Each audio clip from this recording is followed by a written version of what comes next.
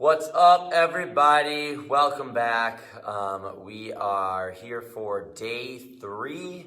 It's our 4-day workshop on posture. So if you've been following along, we've been giving you a lot of tips and kind of tricks of the trade, if you will. We get a lot of people that come into our gym that have postural issues or injuries, or they struggle to do certain things, and so we try to help them with different corrective exercise programs, helping them make modifications within the workouts.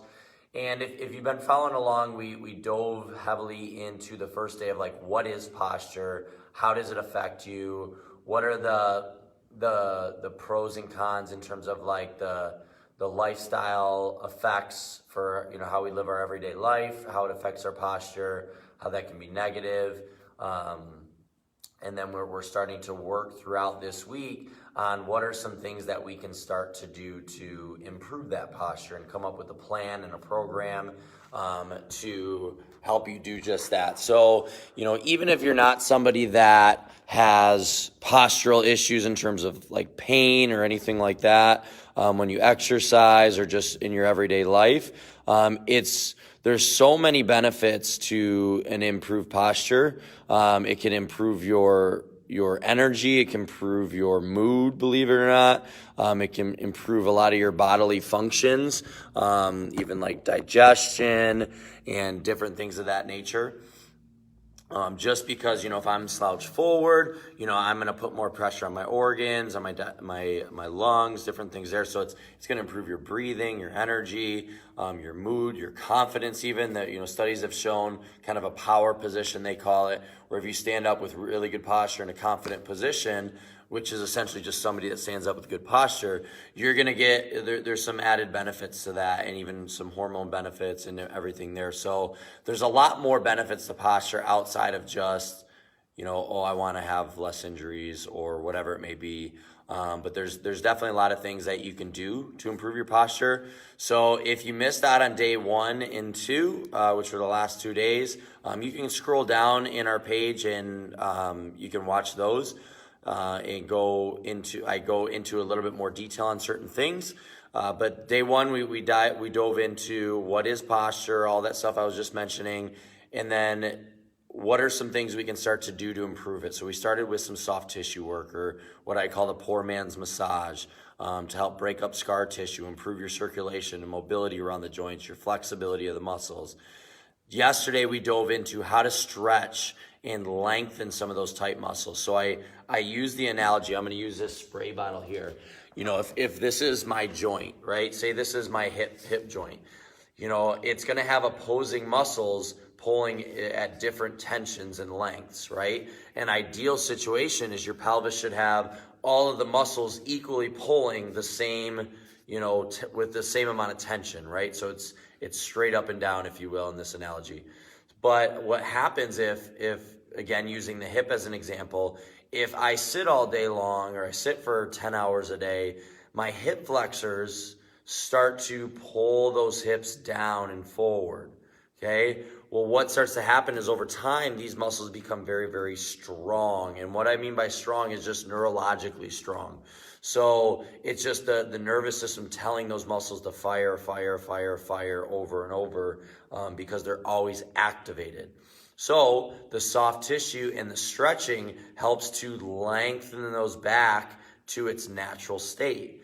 But the job is not done then, right? So if we do the soft tissue, if we do the stretching, say for the hip flexors, to lengthen those muscles to get them back to their natural state, well, now we also want to do the opposing muscles, but we don't want to stretch those, because if the hip flexors are pulling my hips forward, these muscles, the opposing muscles, which happen to be your glutes, your butt muscle, will tend to be weak. They won't fire. They will tend to be already too stretched in some cases. So stretching them, even if you feel tension there, may actually do more harm than good. So, using the analogy of the hips, right? So somebody, I call it the Donald Duck posture. Somebody that sits all day that has really tight hips, they go into what's called an anterior pelvic tilt. Their hip flexors pull their pelvis down and forward. Their back hyperextends.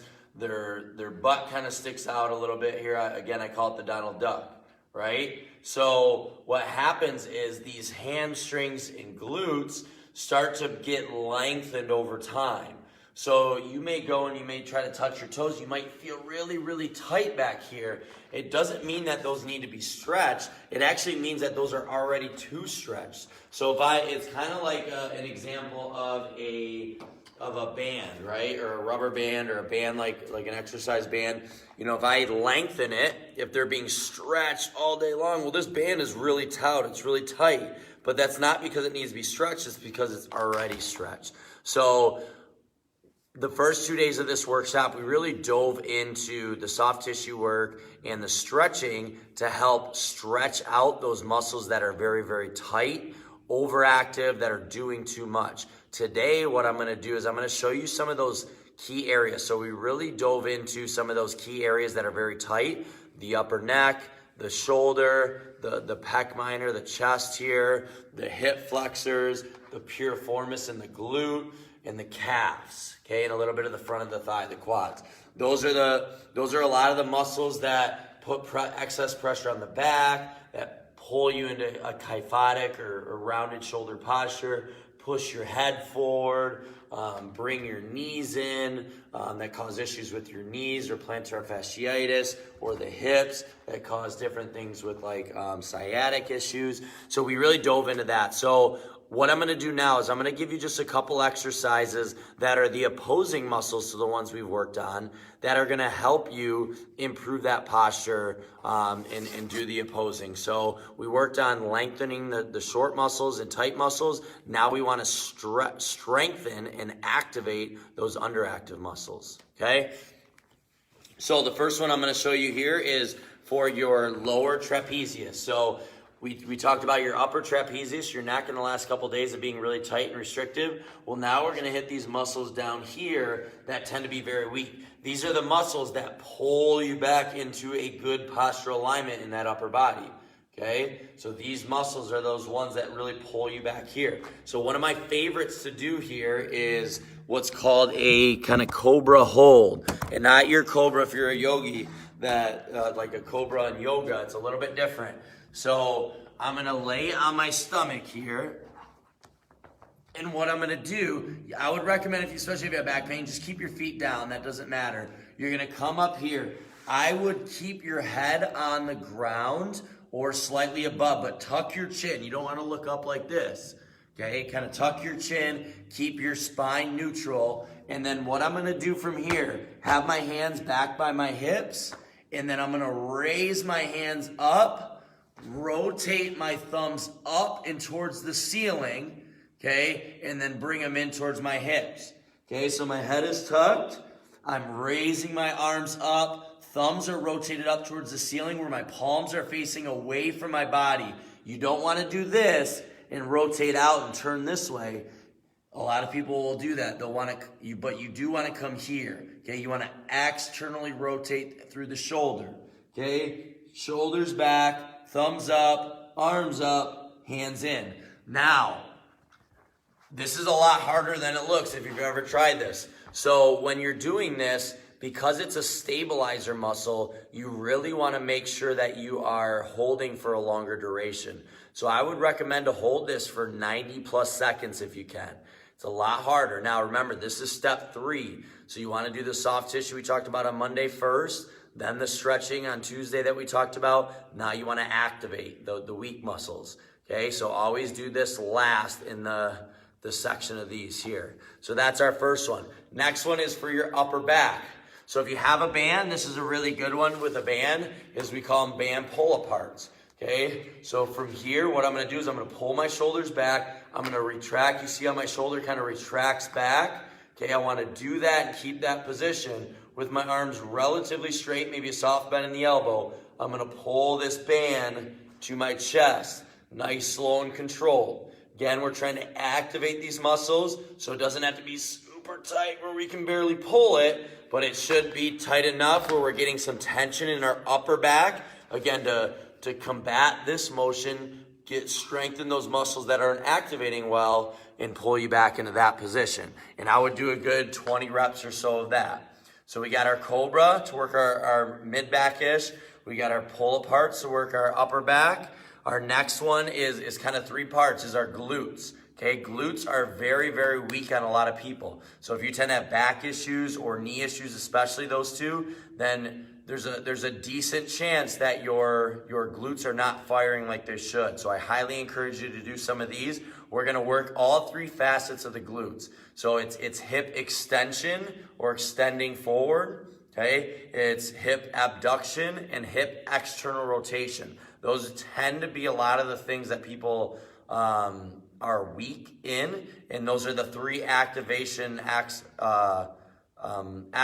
of the glutes. So simple exercises you can do at home. First one is a glute bridge. So I'm going to come here. Again, this is part 3, so you'd always do this after your stretches, is you're going to lay flat on your back, bend your knees, bring your feet up towards your hips, and you're just going to raise up here, squeeze the glutes, okay? The caveat on this one is what you don't want to do is really arch up and really arch your lower back. That is going to do more harm than good, because if you have tight hip flexors, there's a decent chance that you have a tight lower back, okay? So we don't want you to hyperextend that back. Just come up enough to squeeze those butt muscles, okay? Get a nice pause, slowly come back down, raise back up, squeeze the glutes. Again, we're trying to activate the motion and activate the muscle that tends to be very, very weak.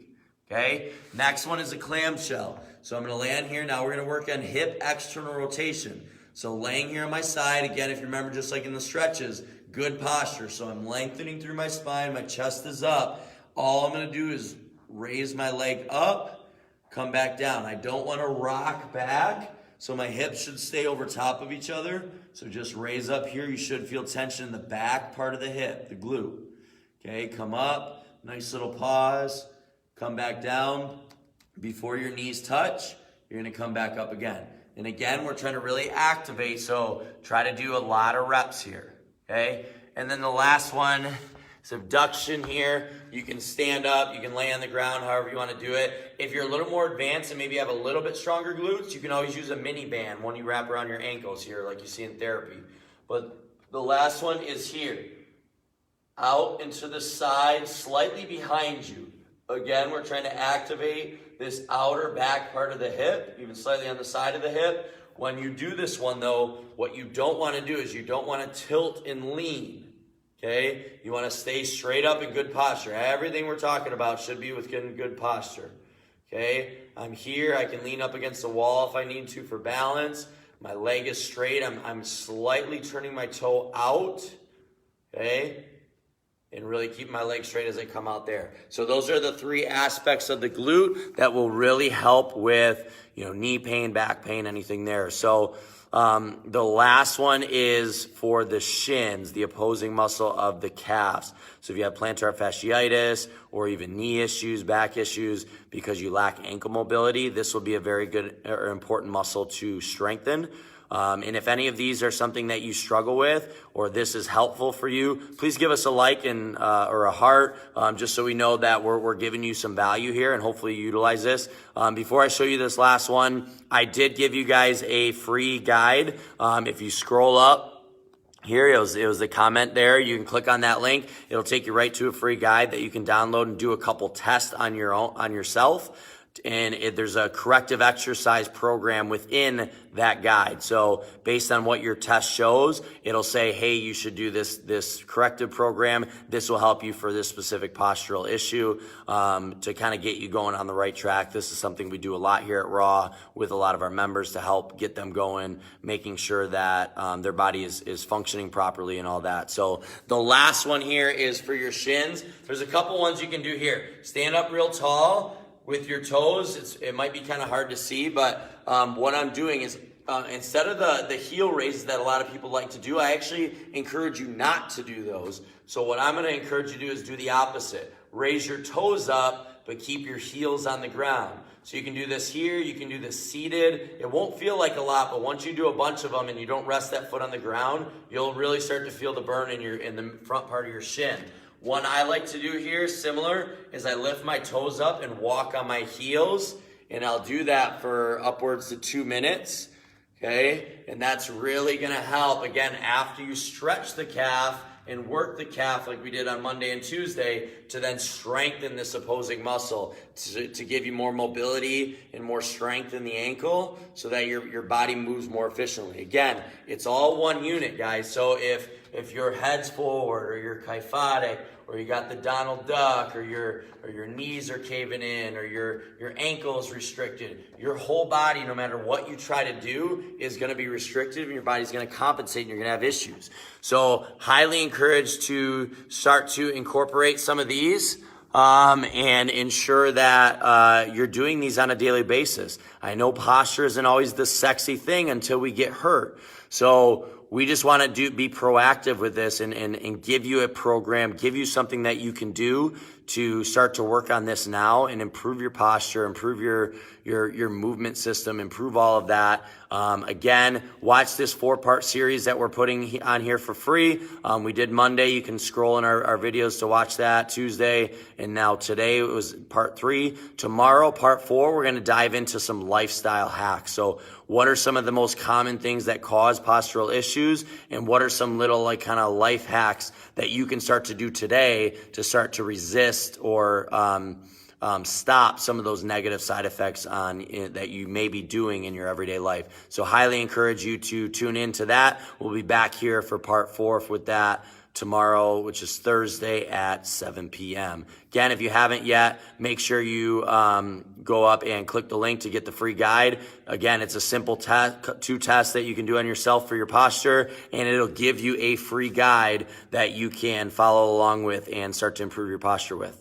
So if you have any questions, feel free to comment. If this was beneficial for you, if you like this stuff, give us a heart, give us a like.